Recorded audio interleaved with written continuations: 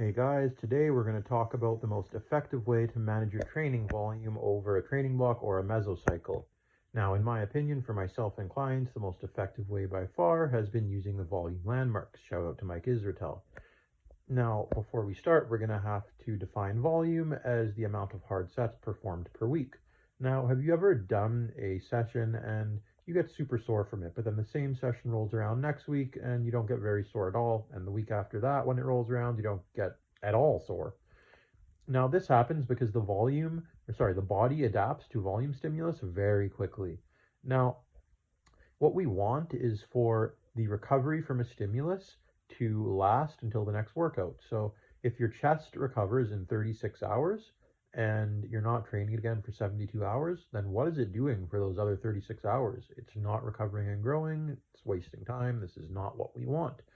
So we want that recovery from the stimulus to last till the next chest workout. So basically what I like to do, well, let's actually define the terms first. So MEV, minimum effective volume, this is the lowest amount of volume we can do and still get a stimulus or a benefit from. Maximum adaptive volume, this is the most volume that we can do and still benefit from or adapt to. We could do more, but it won't benefit us in most contexts. And maximum recoverable volume is the most we can recover from in a session-to-session context. Now, over the course of a mesocycle, I like to ramp up training volume for myself and clients from minimum effective volume to maximum adaptive volume. And in the second last week, actually to or beyond maximum recoverable volume before a deload in the next week. Now, the reason I go to or beyond maximum recoverable volume is because it is the maximum in a session to session context. But in the week before a deload, we don't need the same kind of volume management. We're going to get a lot more recovery. So that's basically what I do.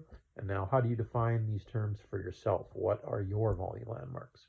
So you're going to have to guess at first for your minimum effective volume, but I mean 3 sets twice per week, 6 sets a week, that's a pretty good idea. 4 sets twice per week, so 8 sets per week, that's a very good idea. Probably somewhere in that range, could be more or less depending on the person or the muscle group. Now, you're going to want to ramp up your sets until you get to a volume where you are not recovering session to session. This means you've just exceeded your maximum recoverable volume, so likely your maximum adaptive volume will be a few sets below that. So that is how you define and use the volume landmarks. The more that you use them, the better they will get and the more effective they will be for you.